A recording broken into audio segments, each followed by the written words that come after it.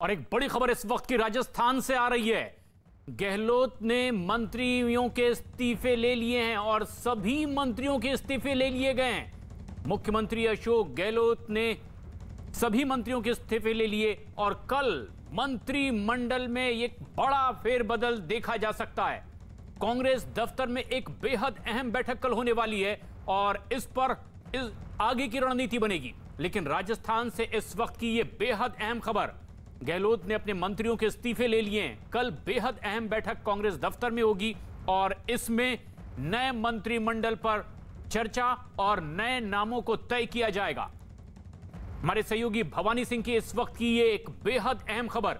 ऐसे में जबकि कल ही गहलोत मंत्रिमंडल से 3 मंत्रियों ने इस्तीफा दे दिया था और सीएम गहलोत ने उनके इस्तीफे स्वीकार कर लिए, लेकिन अब सभी मंत्रियों के इस्तीफे उन्होंने ले लिए हैं और कल राजस्थान मंत्रिमंडल में फेरबदल देखा जा सकता है। लेकिन उससे पहले कांग्रेस दफ्तर में एक बैठक होनी है कल और इसमें माना यह जा रहा है कि उन नामों को तय किया जाएगा जिसमें सामंजस्य बनाते हुए तमाम लोगों को जगह देने की कोशिश होगी। इससे पहले कांग्रेस के राजस्थान प्रभारी भी वहां पहुंचे हुए थे और उन्होंने भी कहा है कि 3 मंत्रियों ने इस्तीफा दिया। भवानी हमारे सहयोगी फोन लाइन पर मौजूद हैं। भवानी, अब तमाम मंत्रियों का इस्तीफा ले लिया गया है, किस तरह से आगे कदम बढ़ाने की यह कोशिश है? देखिए, आज अभी मंत्रिपरिषद की मीटिंग हुई, इसमें जो गोविंद सिंह डोटासरा प्रदेश अध्यक्ष, उन्होंने प्रस्ताव रखा कि सभी मंत्री इस्तीफा दें। उसके बाद में सभी ने इस्तीफे दे दिए। इस्तीफे मुख्यमंत्री अशोक गहलोत को दिए जा चुके हैं। अब अशोक गहलोत के पास में ये अधिकार आ गया कि किन मंत्रियों के इस्तीफे वो स्वीकार करके राज्यपाल के पास में भिजवाएंगे और किन मंत्रियों के इस्तीफे अपने पास रख सकते हैं, यानी कि वो नहीं हटाएंगे। ये तय होगा सुबह तक और कल दोपहर 2 बजे कांग्रेस दफ्तर में मीटिंग बुलाई गई है जिसमें सभी को बुलाया गया और वहां से तय होगा कि कौन कौन से नए मंत्री शपथ लेने जाएंगे। सभी के इस्तीफे लेने का मतलब ये नहीं है कि सभी को हटा दिया गया मंत्री पद से। सभी से इस्तीफे लेने का मतलब ये हुआ कि अब मुख्यमंत्री के पास अधिकार आ गया कि वो कितने को मंत्री पद से हटाएंगे और कितनों को रखेंगे और चाहे तो सबको हटाकर राज्यपाल के पास भेज सकते हैं। कल पूरा नया मंत्रिमंडल हो सकता है और ये भी हो सकता है कि इसमें से वो 5-6 जितने पार्टी तय करती है उसमें मंत्री हटाएं और उसके बाद में बाकी को रख सकते हैं। इसका एक फायदा ये भी है कि जब आगे वापस मंत्रिमंडल में उसका जब विभागों का बंटवारा होगा तो मुख्यमंत्री के पास में सारे अधिकार आ जाएंगे। बिल्कुल। लेकिन भवानी, देश और दुनिया के लोगों के जहन में यह सवाल भी कि आखिर अगर सरकार चल रही थी तो इस तरह का घटनाक्रम क्यों देखने को मिल रहा है?